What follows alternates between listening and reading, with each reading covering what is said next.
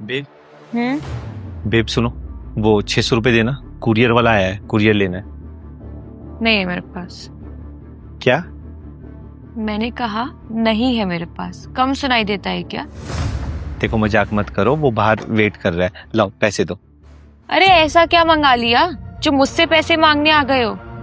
हाँ, मना कर दो उसे और बता दो कि तुम बेरोजगार हो। ठीक है, जब पैसे हो ना तब मंगा लेना, ये मेरे पैसे हैं। ये तुम्हारे मेरे बीच में तेरा मेरा कब से आ गया? आ गया है क्योंकि पिछले 6 महीनों से ना ये घर सिर्फ मेरी सेविंग्स पे चल रहा है और धीरे धीरे ना मुझे ये सेविंग्स भी खत्म होती नजर आ रही है। तुम्हारा क्या है? तुम तो मस्त राशन तोड़ रहे हो घर पे बैठकर।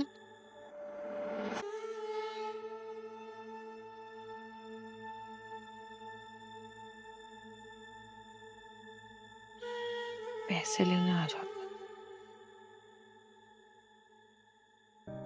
अच्छा सुनो, कल तुम चल रहे हो ना मेरे भाई की शादी में? नहीं, मैं नहीं जा रहा हूँ, तुम चली जाना।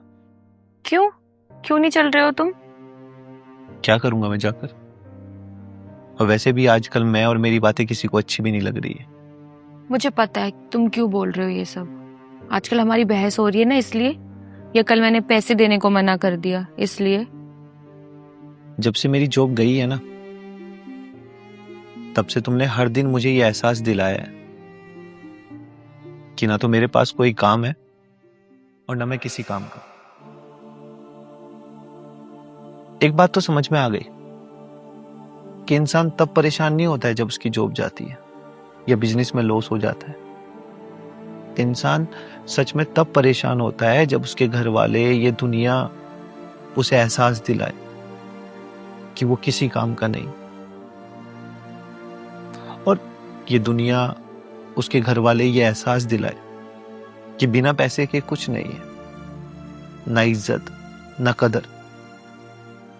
और समाज का फिर भी समझ में आता है यार, जब परिवार ही, उसकी बीवी उसे यह एहसास दिलाए कि वो किसी लायक नहीं है, तो वो कहां जाए, किसे सुनाए वो अपने हालात। सुबह भी जो वो कुरियर आया था, मैंने अपने लिए कुछ नहीं मंगाया था, मैंने तुम्हारे लिए एक छोटा सा सरप्राइज था, और थे मेरे पास पैसे।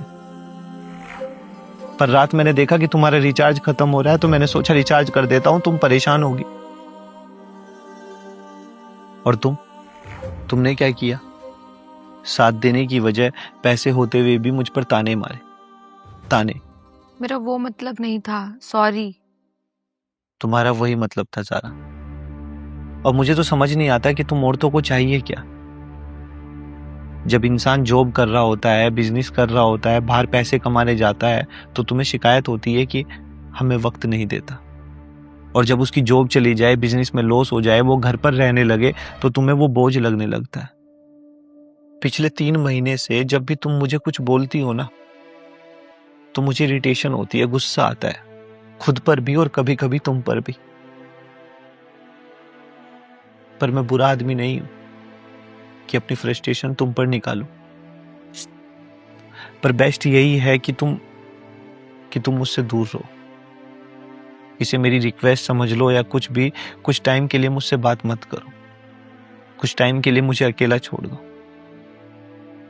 मैं इंटरव्यूज दे रहा हूं, जब मेरी दोबारा जॉब लग जाएगी, सब कुछ ठीक हो जाएगा, मैं कामयाब हो जाऊंगा, तुम्हारी ख्वाहिश पूरी करने की औकात हो जाएगी, तब सब कुछ ठीक हो जाएगा।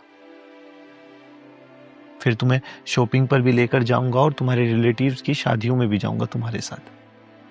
पर तब तक प्लीज मुझे अकेला छोड़ दो, प्लीज।